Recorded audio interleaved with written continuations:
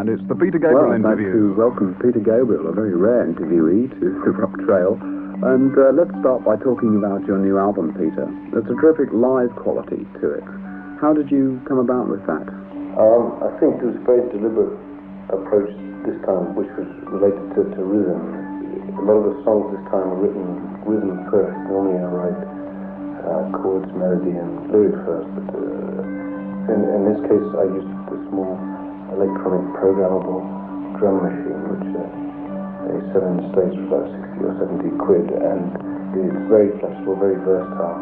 I can put in the rhythm of my choice on it and then compose over the top, and it changes the style of the music. Having sort of written a lot of stuff with this sort of consistent rhythmic spine running through different tracks, I then wanted to go for a primitive sound from the drums. So we recorded in very live rooms. There's a room in which I rehearse with a lot of ambience. Conventionally the studio's designed so that all the sound will be dead, and that the instruments will be completely isolated from one another. So we went completely the other way with this, and there are no cymbals on the record too, so that it would sound a bit more primitive again, and with rhythm patterns built up on toms and snare, and this would be then sort of put aside the more high-tech electronic sound of the synthesizers and so on. There's the interplay, as I see it, between the new technology of recording and tribal sounds. Was it difficult to get musicians to play in that way? Drums without cymbals, as an example. It's a bit like asking a keyboard player not to play on any black notes, and both drummers had a lot of trouble. Jerry Morotto, who's the American drummer that played on most of the album, really got quite upset about it at first, and then gradually I was able to persuade him, and in the end he got into it and was doing some remarkable stuff. And quite often he used tambourine or maracas or some other percussion instrument with one hand, and so all the drum fills would just be played with one hand only. So they're very simple, fat sounding drums. And I think Phil too, who did a couple of the tracks, found the no cymbals a problem at first, but we tried to place some resonant drums in the place where cymbals would normally be, so that he could still hit when he wanted to, but instead of there being a sort of metallic smash, there'd be an echoey thump. You say Phil Collins, yeah. How would that way of working apply to Games Without Frontiers? Well, some of that, in fact, was written in advance of this sort of rhythm technique, but then I was getting into it, and there was a drum box audible on the record, which was again sort of backbone for the thing. What I like is when you have the drum box setting up sort of very tight time, but then having real live human beings playing along with it, and then maybe you ditch the drum box in certain places, so that there's still some of that rigidity in the sort of central rhythm track, yet there's still some of the basic inaccuracies and characteristics of a human player, which some of the more mechanical electronic music, I think, misses out on.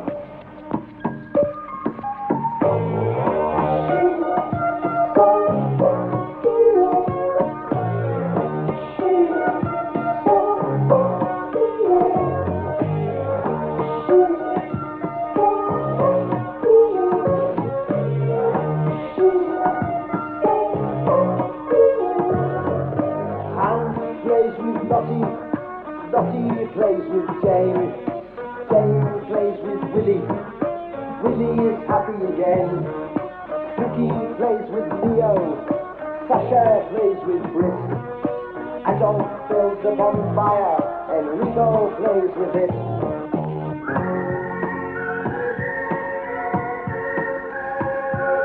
With the midterms we hide in the group like seaside.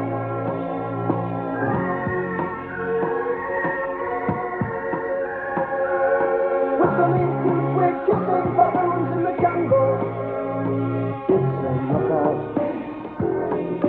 looks could kill, they probably will. In games without frontiers, or without tears. If looks could kill, they probably will. In games without frontiers, war without tears. Games without frontiers, war without tears.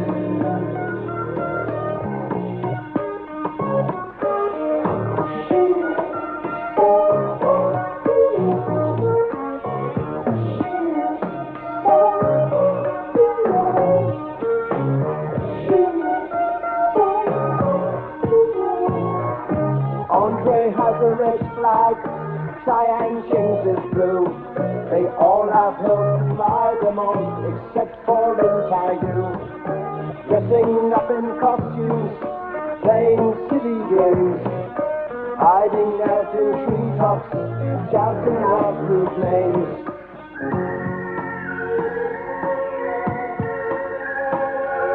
Whistling tunes with heart in the deep by the seaside.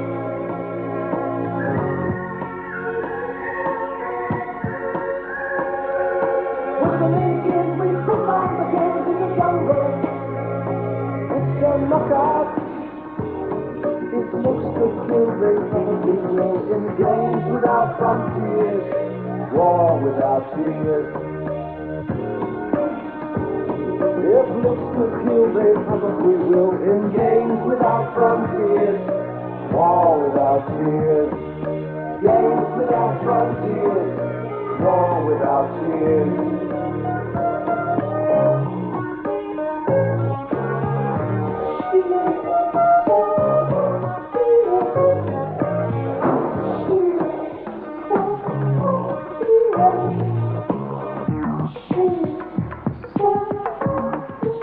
You never go openly for commercialism. Yeah, I've always taken the attitude that I should make the music that I want to make, and then when it's finished, try like hell to sell it.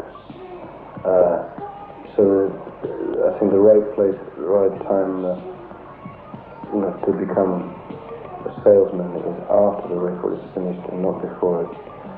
And I think we're lucky in Europe that music is still sort of given encouragement that isn't aimed at selling a lot of records. In America, success is the thing that is worshipped, a commercial success. It's impossible to have an artistic success in America if it doesn't sell in terms of the business, which is a totally deplorable attitude, and it still sort of isn't that predominant over here, which I think is good. The obvious difference between Britain and America is that there are smaller record companies over here selling records in large quantities. Yeah, that's fantastic, and also the fact that any group has within their grasp, if they're really ambitious, the possibility of recording, pressing, and selling their own record, because it now doesn't cost that much to do, and they can do it on a small scale and go through one of the independent distributors. And it means that they therefore have a chance to get their music onto vinyl and get that sort of thing going without having to sell out to a record company who will come in perhaps and say, no, we want you to sound like the latest million seller, which tends to happen an awful lot in America. I've just heard that you've had some trouble with the album in America. What happened there? Well, first of all, one of the main A&R guys at Atlantic Records came over mid-album just to check what was happening with one of their investments, and was somewhat perturbed to hear the music that I was making, and other than attempting to make one track, move in the direction of the Doobie Brothers, which I wasn't prepared to do. He then sort of gave up and returned thinking that it was very esoteric, as he called it, and then when the album was eventually delivered to them, they listened to it and were convinced that it was commercial suicide, and they now have a policy that unless they think it's going to do 100,000 records, they're not really interested in working on it. So I was given the big elbow, and the record was consequently delayed because the record companies like to get simultaneous world release, so they don't have a lot of imports moving about, which you can't control the price over. So the new deal with another record company had to be set up. And it's now going out through Mercury, which Charisma set up rather than me, because they own the copyrights from the album. So it will come out over there, yeah? It will come out, right, but the thing that annoyed me a lot was it meant things had to be held up here and everywhere else. They've since come back and tried to buy the album back, but it's already too late. But it's somewhat satisfying to have the boots on the other foot, over the expression. The new album works well as a sequence. The tracks go from one to the other very well. It's more chance, really. I mean, they weren't sort of written with that in mind. It's just slotting in different sequencing alternatives at the end, so it seemed the right one. What did you hope the general feel of the album to be? Did you design it as a whole, or see it as separate tracks? It was definitely written as separate tracks, but there were certain consistent approaches, like this live sound and the rhythm first. And I think some of the atmospheres are better defined and more powerful than on the previous two albums. You've been working on the new album with Steve Lillywhite, a new wave producer, if you like. What was he like to work with? Did he have much bearing on the album? I think he and Hugh Padgham, the engineer, have influenced the sounds, but the arrangements have come much more from myself and from some of the band. So it was less and very little in the way of musical ideas, more on the mixing side of things.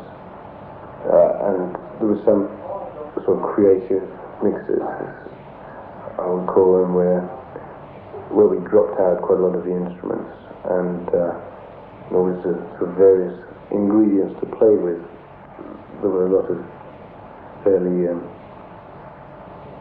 unusual things being tried, and I really wanted to try working with someone who was young and didn't have a fixed idea of how things should be recorded or how things should sound, because I knew what I wanted would be unorthodox. Yes, the example of reworking tracks is the way I Don't Remember appeared as a B-side. Well, that had been recorded a year before, and I thought it was too good just to throw away, and yet I felt that it didn't. I wanted to re-record it and put it within the context of this present album. So that's why there are two versions. And I now prefer the new version better than the old. I think the old one is more melodic, sweeter in a way, but this new one is sort of spikier. I was trying to do more in the way of sort of sound with my voice. There's a few points where we use shouting and screams and so on as the rhythmic things or background colours. I think sometimes people like what they know, and I expect probably most people when they hear that will still prefer the version that they've heard on the B-side of the single. But after a while, it's got more edge to it, and I think it will insidiously creep into the mind in a way that the other one didn't.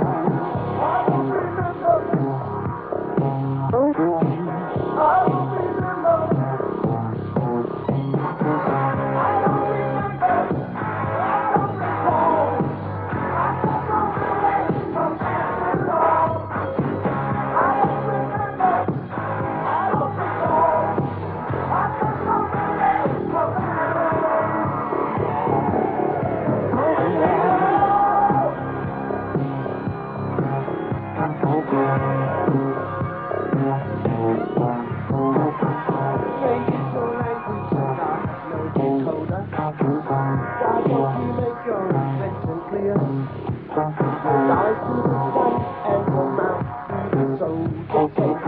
Tell me the truth, you think of fear. I don't for the pain. I got nothing to say. I don't remember. Oh, I don't remember.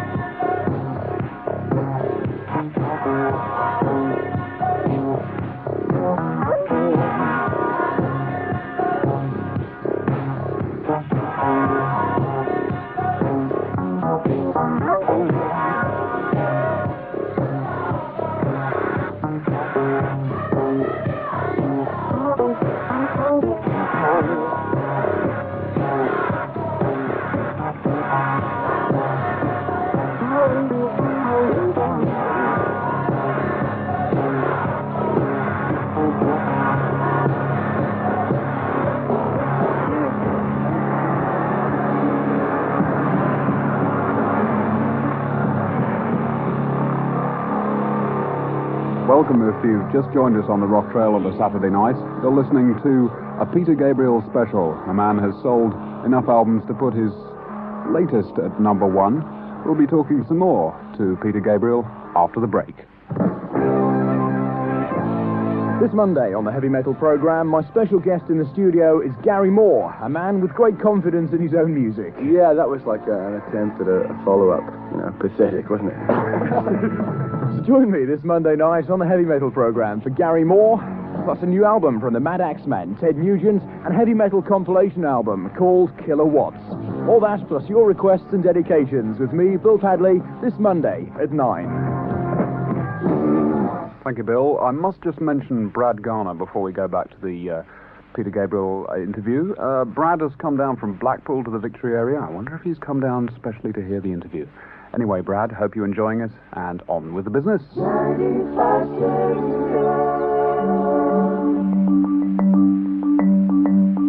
it's got a lot more energy. It's the sort of thing you turn up loud and annoy the neighbours, I think. Right. Well, there's actually a few tracks on this album that people can dance to. So we... dancing is great, and I'd like to do some specific dance music. Maybe not disco, but I think that's in the West very inhibited towards using our bodies in relation to music, and I think that's a pity. Musicians you're working with now are mainly American, aren't they? Mainly. On this album, well, the drums was split between Jerry Murato, who's the American that usually plays with me, and Phil did a couple of tracks. The bass, mainly this time, was John Giblin, Tony Lynn, doing a film at that point. John is excellent. His fretless playing is really beautiful. It's, I think, on a family snapshot. Has a very warm, sort of horn-like sound that I like a lot. I know the percussion, Morris Pert, I think, really added a lot of character to some of the tracks. It's British, and on guitar, it's mainly David Rhodes, who was random hold and was a very interesting player to work with. I think sometimes he would just play one note and sit on it, whereas many others would put on a few hundred chords in the same space. And I like that a lot, because it has a lot of presence, a lot of power to it. The sax was a bit more, I see. There was the guitar, yes, some other guitars did certain bits of Robert Fripp did some, Paul Weller did a couple of things, and Dave Gregory did something. Oddball mixture, but the bulk of it was David Rhodes. Keyboards I did with Larry, who, yeah, very important part of the process, very fast, also known as Synergy. And I think really Steve, Hugh, Larry and I were sort of, all four of us were involved in shaping the sound after they'd been recorded. It's a remarkable program too. Neither he nor I are good keyboard players, but for this particular type of music we didn't have to be. The sound and the quality of the sound and what it plays is more important than the speed and dexterity with which one plays it. You mentioned the guitarists there. There's a track on side 2 called Not One of Us, which begins with a very choppy guitar sound. Yeah, that's David Rhodes. It was originally that melodic, there was a melodic line over that which comes in later on, which is a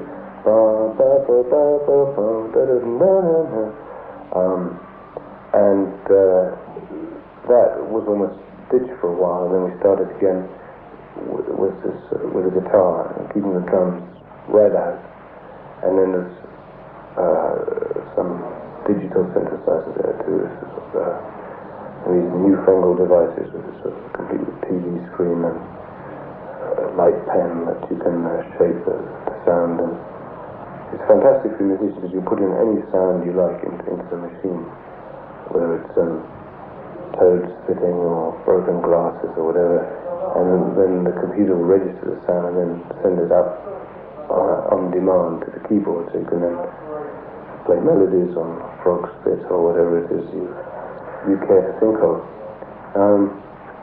So this opens a lot of possibilities which are previously very hard.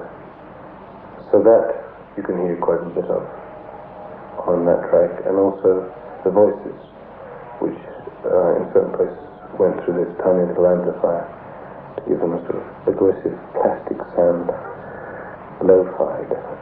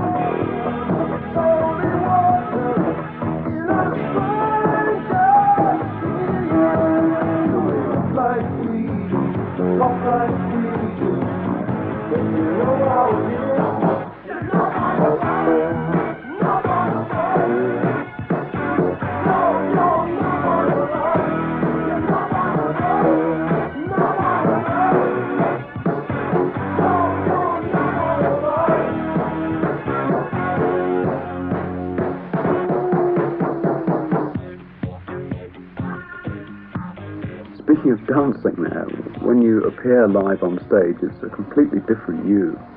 Do you enjoy it? No, I like it. I think it's very necessary, and I don't want to do too much of it. 3 months a year, I think, is about my limit, that I can retain some sort of sanity and still have time to do other projects. You need to do it because you need to keep the contact with an audience, and you need to do it for yourself because they will give you direct and instant reaction to your music and your performance, which sort of keeps a musician on his toes.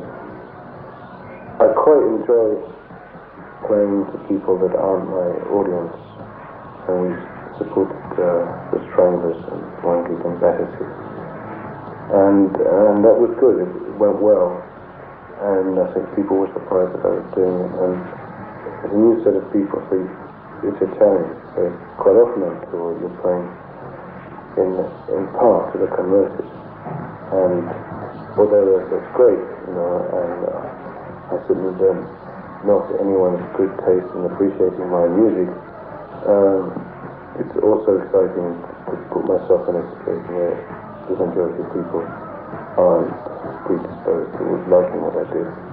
I suppose you had enough of touring with Genesis, really, you know, sort of constant on-the-road touring. Yeah, I mean, this is 9 months a year style touring, which definitely rots the brain if you let it just get the better of you. How have things changed for you since those days with Genesis? I think now I feel free to take whatever risks or gambles that I would like to, you know, for things that seem to be foolish or time-wasting or unnecessary to other people.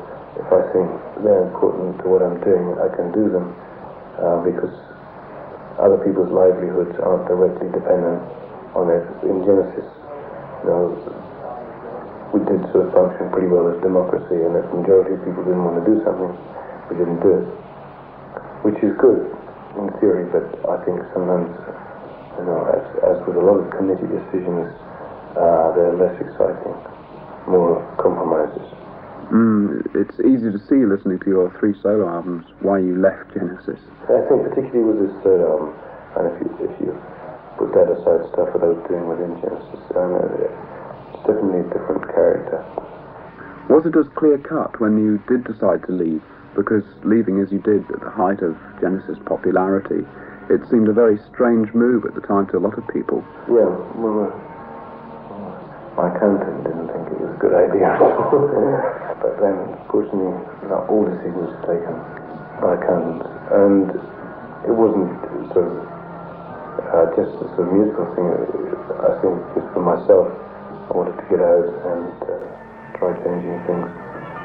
And, I mean, although they've become a lot more successful in sort of other countries around the world since I left, I don't have any qualms or regrets. You know, people always think that maybe I'll be kicking myself in the 17th platinum record, but well, I don't enter into such realms of profitability myself. I'm very happy with the way things are going. Do you intend to continue working as a solo artist? Yeah, but I mean, I think I'll be a little more relaxed about the collaborations in the future, because I think now with this album I've sort of made my mark as a songwriter. Whether people like it or not, that's what I do. And before these 3 albums, although I know that I was involved in a lot of the writing within the band, I don't think it was really recognised that I was a writer, so this is something in part that I was trying to demonstrate. Thanks to myself too, really. Well, the strength of your writing is obvious on the new album. Songs like Biko, for example. What makes you decide to write something with a strong message such as Biko? Well, just once in a while things hit me hard and I want to write about them. In that case, I just jotted something down in my diary, and then when I was exploring some African rhythms this time round, the rhythm which I use in that track is sort of a real, a genuine African rhythm, which I sort of ripped off directly, and then started writing around. And I love the rhythm. It's got a beautiful sort of lilt to it. I remember distinctly the breakfast time when I heard of his death on the radio, and I was astounded that the South African authorities would allow that to happen. And I also felt that he could have been a very important person that young people in a lot of countries, I think, it could have related to him as a leader. He was, I think, a very reasonable man, very articulate. I mean, although this song in some ways is not specifically about him alone, it's still something that moved me and that I want to move other people with. I think that's why I wrote it. I did think about it though, because it's a dodgy area for a sort of white middle class boy with an affluent background to start writing about black people and their situation. So I sort of took pains to point out that I don't think of myself as a political spokesman in any way, but merely just a writer writing about something that moved me.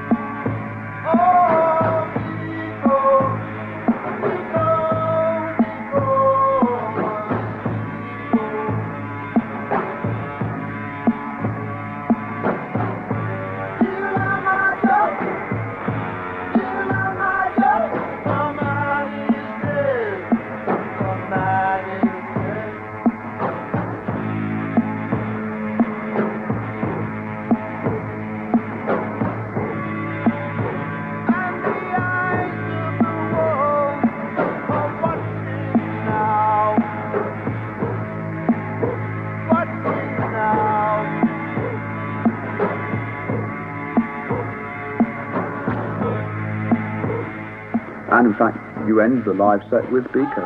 Yeah, I mean, there's a lot of new material in what we've been doing live, but I thought there is a sort of a chant at the end. I liked very much. It's sort of, and there's been quite a few gigs now where sort of the audience has been joining in with a chant, and when it works, it's a very powerful thing, and it seems a natural point to finish.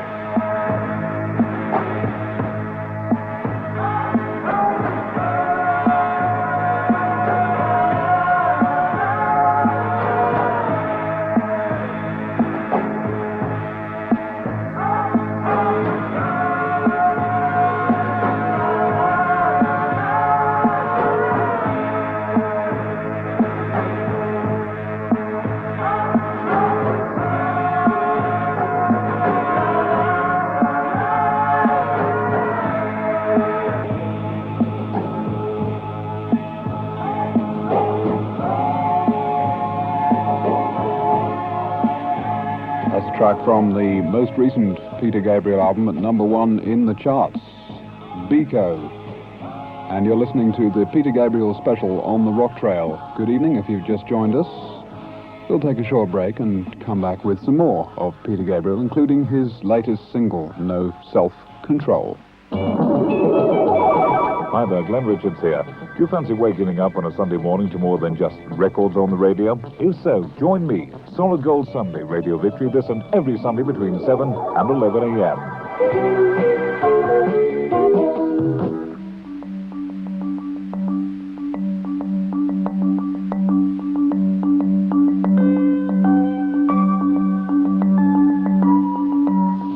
Yeah, I've been to a few of your concerts now, and the way you open them is quite theatrical, with the members of the band coming through the audience. Yeah. I mean, yes, it's sort of theatrical in the sort of pure theatre terms. Quite often when people talk about things being theatrical in rock, they refer to sort of theatre costumes, lasers and miracles and all that sort of paraphernalia, which, although I've enjoyed doing, I don't think is really relevant to what I'm doing now, but I like it because traditionally rock artists come out with macho poses after a fanfare of trumpets, and I think this is sort of creeping in from the audience, from amongst the audience. So you are in a position of vulnerability, and you're not setting yourself up as demigod. Which I don't mind playing, the role of rock star, but I only want to play really at part-time, so weekends, and I want to be able to laugh about the parodies at the same time as trying to get through on a more direct human level. Yes, can you describe how the musicians come on? Well, we usually creep round the back of the hall and often meet people who will look at us as if we are ushers or security men. We have these big torches with battery packs, which are extremely powerful. 10,000 candle power torches, which then, when the rhythm of the track, the intruder, is set up on the synthesizer, which is and it's played loud, and the volume greatly increases, and then it comes through from the different points right at the back of the hall with these torches.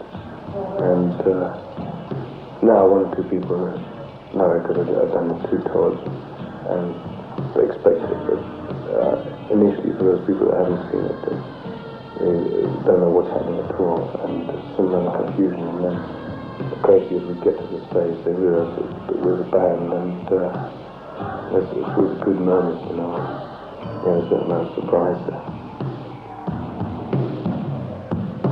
I know something is out, opening windows and doors. I know how to move quietly, creep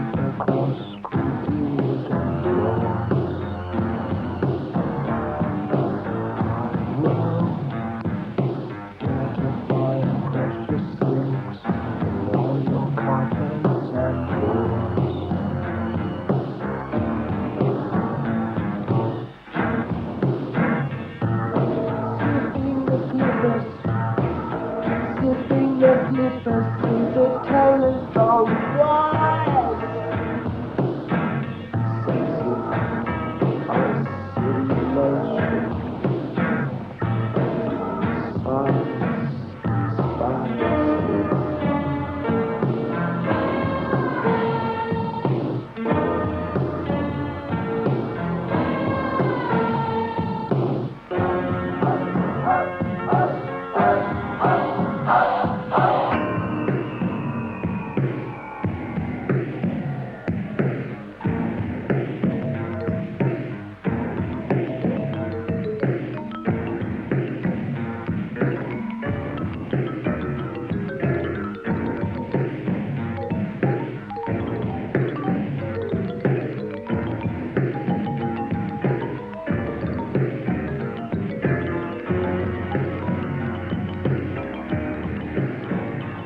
I mentioned the term theatrical there, in the sense of using the element of surprise on the audience.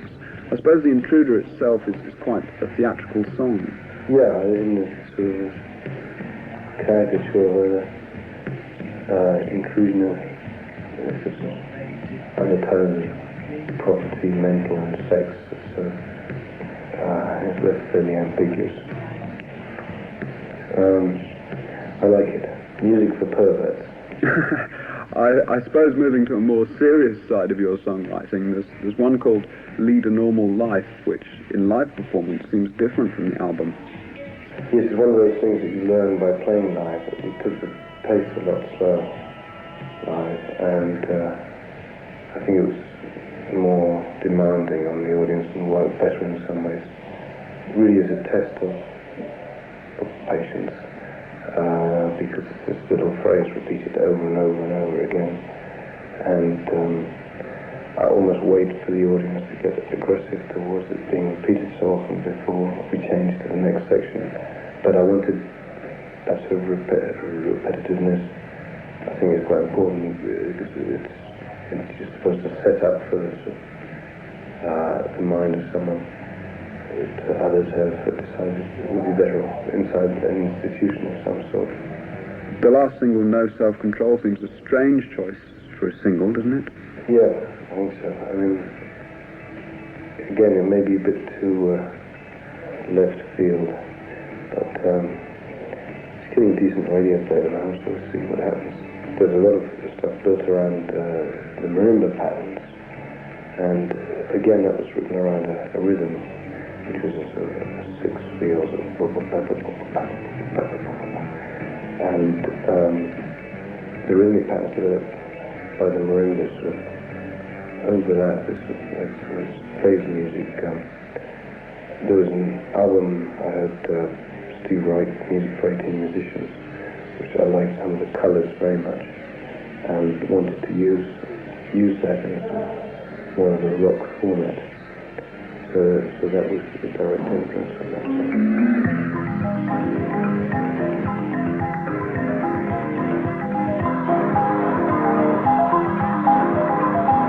Gotta get some food, so I'm hungry all the time. I don't know how to stop, I don't know how to stop. Gotta get some sleep, I'm so nervous in the night. But I don't know how to stop, I don't know how to stop. I don't know how to stop, I don't know how to stop.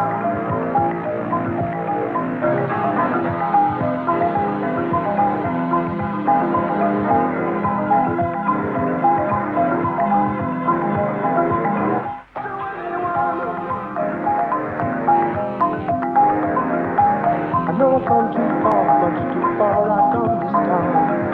Don't wanna think what I've done. 'Cause I don't know how to stop, I don't know how to stop.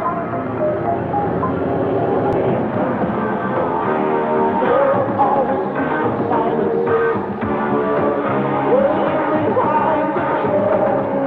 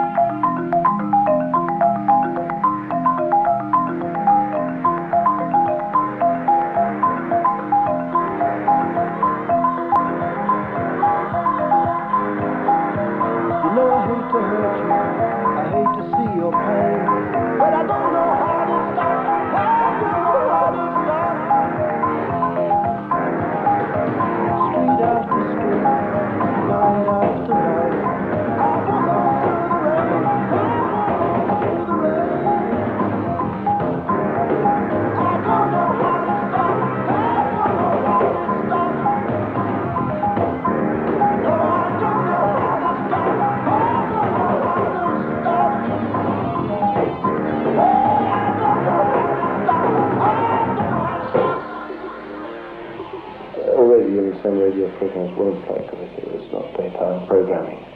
And it's got this very discordant section in the middle. I think it's a pity, because people like what they know and they know what they like.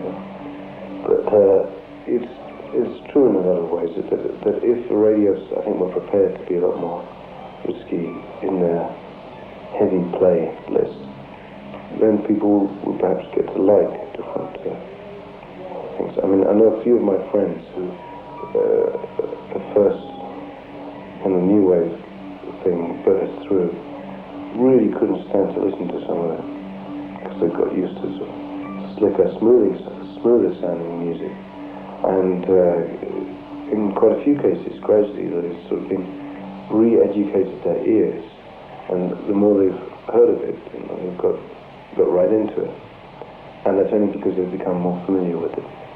And the media and the radio has a responsibility, I think, to decide what they're going to make people familiar with, and therefore, what sort of styles and degree of innovation and imagination that will appear on quite a lot of records. Yeah, if anything, your new album reflects more of a change in an artist from your background, let's say, than one would expect to find. The live sort of sound and everything. Yeah, I don't really think it sounds sort of, and I think I'm outside of the new wave, but at the same time sort of influenced by some of the things that are going on within it. And I think any sort of new burst of life that causes people to question or rethink what they're doing is very healthy always.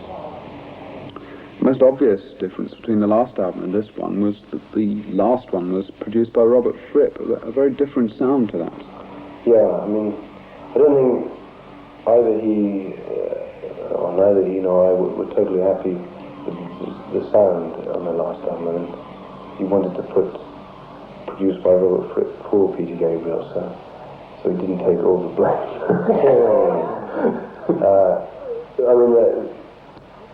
I was pleased with it at the time, but I think some of the things I would definitely approach differently now. However, I think Robert is still an amazing guitarist, and I think probably my favourite guitarist. I've seen his new band, and I'm very impressed with that, but I think on the production side of things, it didn't work altogether that well. That was taking the raw sound a bit too far. Yeah, I think he very much likes sort of the Wham, Bam and Thank You Man approach, audio veritas, calls it in the most intellectual tone, but which I think is great for certain types of things. But I'm definitely one for experimenting in the studio and using the studio sort of creatively, and that requires a lot of patience. And so on this album we tried to combine the liveness of the tracks with the sort of more sophisticated things of the technology. Do you think you'll get to the stage of producing your own records, or do you prefer to have someone producing it for you? I think it's useful for me to bounce off other people, but I'm sort of very closely knit now with some of the musicians, so I don't know what I'll do next time. I use the ideas of all the people I'm working with, really, so it's not sort of a megalomaniac, Wagnerian, Uber Alles type thing. It's definitely sort of a team thing. Where do you see yourself going from here? Rotherham. And after that, the world. I think, I had a lot of material this time around, and some of it I've now been playing on stage anyway that isn't on this album, and I hope will be on the next. It's two songs I like a lot. One called Millennium's 37, and another, I Go Swimming. So I think part of the fourth album will retain some of the style of the third. So I think the next change will come on the fifth. That's the only upsetting thing about your music. We've had to wait so long for the new album. That must be why the change has been so dramatic. I think so, definitely. I've had time and almost a year, and I was working on a few other projects as well, but without much touring, and it really gave me the opportunity to rethink what I was doing. I think the sort of radical approach on this album wouldn't have been there if I'd just done, tour album. So even though it is slow and conventionally in the record business, it's not healthy. For me personally, I'm glad it did take that long. And there's now sort of quite a stockpile of material, so I have quite a lot to draw from. Well, we look forward to the next album. And Peter Gabriel, thanks very much indeed. Thanks a lot. Recorded in location at Peter's home in the West Country. I apologise once again for the quality of that interview. We'll conclude with his most successful single to date, Salisbury Hill. Climbing up on Salisbury Hill, I could see the city light. Wind was blowing, time stood still. Eagle flew out of the night. He was something to observe. Came close, I heard a voice, standing, stretching every nerve. I had to listen, had no choice. I did not believe the information. Just had to trust imagination. My heart going boom, boom, boom. Sir, he said, grab your things, I'm gonna take you home. Well, that concludes the Rock Trail for tonight. I hope you enjoyed that in-depth interview with Peter Gabriel. Listen out listen out next week for my special guest, who's Jonah Louie. Tony Power stands by, who's standing in for Chris Ryder and the Disco Party Show. From me, Matt Hopper, it's a good night. Water into wine.